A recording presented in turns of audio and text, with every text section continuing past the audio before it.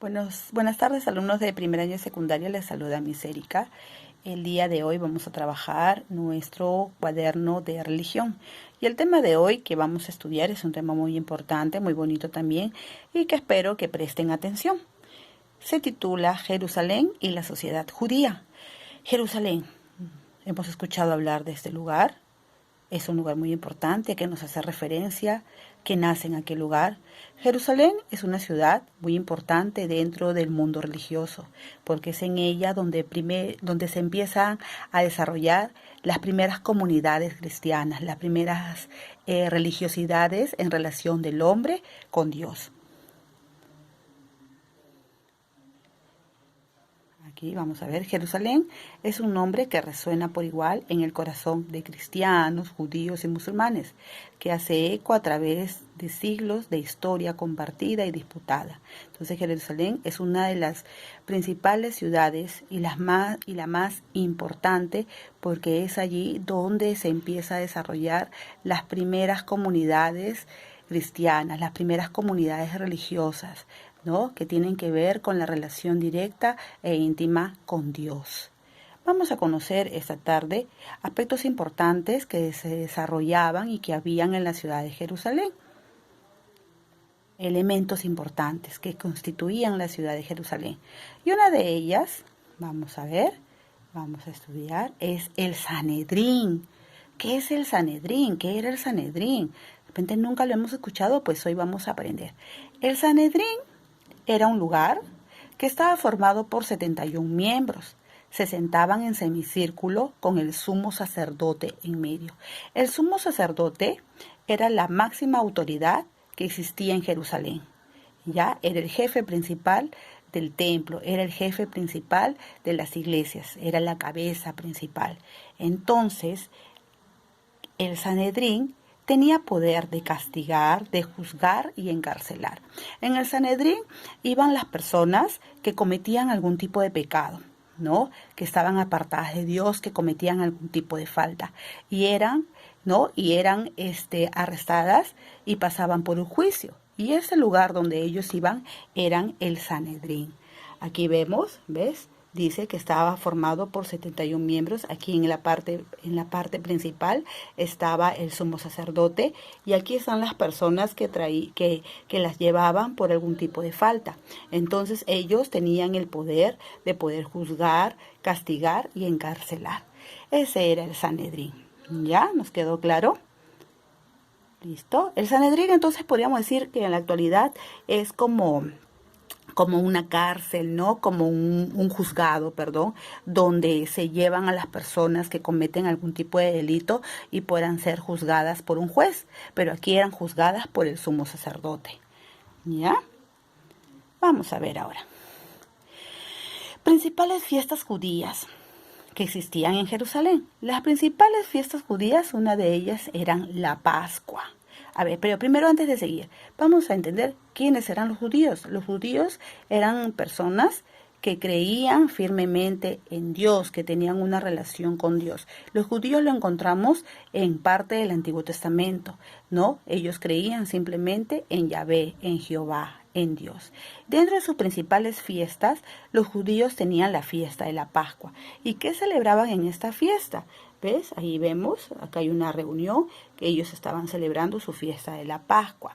En la fiesta de la Pascua se recuerda la liberación de la esclavitud en Egipto por parte de Dios a través de Moisés. Recuerden que los egipcios tenían a muchas de las personas como esclavos y eran sometidos, ¿no?, a golpes, a martirios. Y entonces Dios, ¿a quién escoge? Dios escoge a Moisés para que los libere, ¿no?, para que los saque de esa tierra y puedan ser llevados a la tierra prometida que Dios les tenía preparado para ellos. Entonces la fiesta de la Pascua recuerdan esa liberación, ¿no?, cuando Moisés saca al pueblo de Egipto, cuando Dios usa a Moisés para sacarlos de las garras, ¿no?, de los egipcios. Y esa fiesta de la Pascua, aquí vemos, es la fiesta donde celebran la Eucaristía, ¿no? La Eucaristía, la partición del pan y del vino. Una ceremonia muy especial que se realizaba, ¿no?, en las distintas comunidades religiosas en la ciudad de Jerusalén. Otra fiesta importante que también se daba era la fiesta de Pentecostés. La fiesta de Pentecostés. Después de la fiesta de la Pascua que hemos visto hace un momento, ¿no? En esa fiesta de Pentecostés se reconocía el don de la ley en el monte de Sinaí. ¿Qué ley? Hablamos de la tabla de los 10 mandamientos que Dios entregó a Moisés para que su pueblo pudiera seguir las normas que Dios había establecido a través de estas 10 pautas importantes, de estos 10 formas de vida que encargó Dios a Moisés para que él entregara a todos los hombres. Entonces esa es la fiesta de Pentecostés. Después la Pascua, en la cual se reconocía la entrega de los 10 mandamientos en el monte de Sinaí. Allí está. Otra fiesta importante que también se conoce es la fiesta de las tiendas, ¿no? La fiesta de las tiendas. ¿Qué era este tipo de fiestas?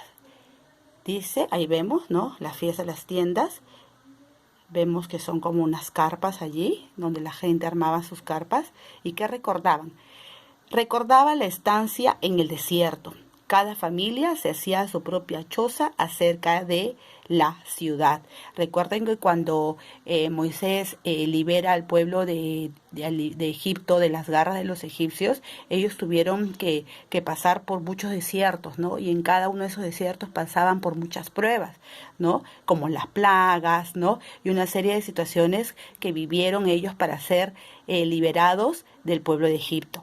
Entonces, la fiesta de las tiendas, ellos armaban sus carpas, ¿no? En el desierto, que hacía un recordatorio de las situaciones que habían pasado cuando fueron liberados, ¿ya? Entonces, ahí encontramos las fiestas importantes, ¿no? Que se desarrollaron en la ciudad de Jerusalén. Vamos a seguir viendo qué más encontramos en esta ciudad. El templo, que era parte importante de congregación, ¿no? De todos los religiosos que existían en aquel lugar, o que existen todavía. El templo, aquí está el templo importante, ¿no? Era una construcción muy grande.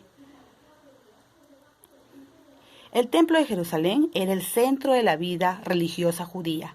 Allí se celebraba a diario el culto a Yahvé y a los sacerdotes que ofrecían sacrificios. En este templo, ¿no? El que dirigía el culto eran los sacerdotes y ellos ofrecían sacrificios.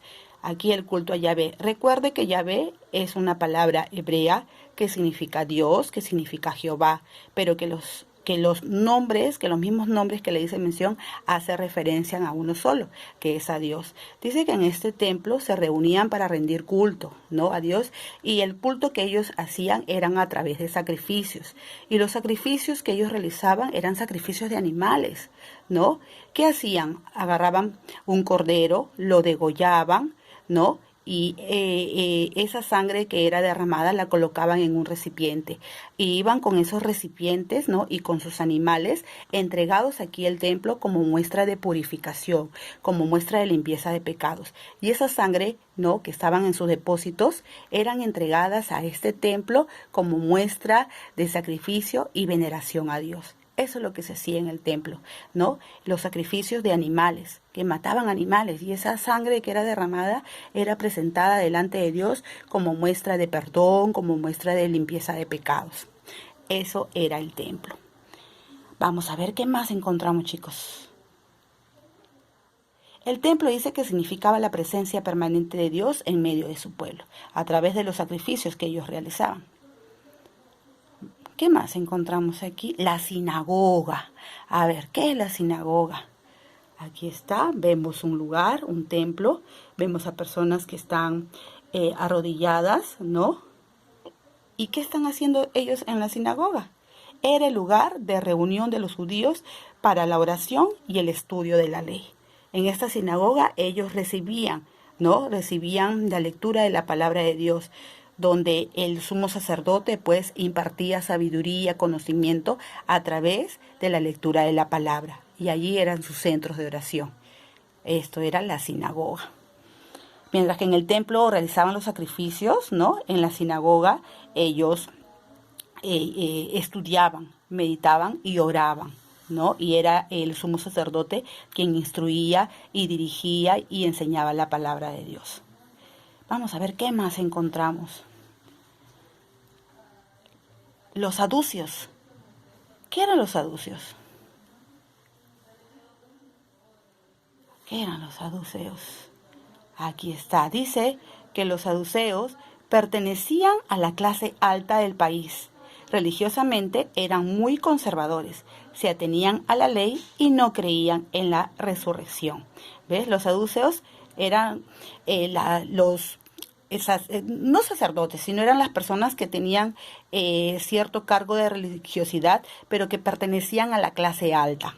Ya eran muy conservadores, más legalistas, pegados a la ley, ¿no? Eran muy obedientes a la ley y ellos no creían en la resurrección. Estos son los judíos, ¿no? Los judíos no creen en la resurrección, ellos simplemente creen en la existencia de un solo Dios. Vamos a ver qué más encontramos. Los sacerdotes. A ver, ¿quiénes eran los sacerdotes?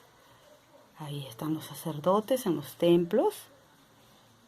Eran encargados de atender el templo. Mientras que el sumo sacerdote era la cabeza principal, ellos eran los que lo seguían, ¿no? Los sacerdotes, que eran los encargados de atender el templo. Eran pobres, vivían parte de las ofrendas y de oficios que buscaban por su cuenta.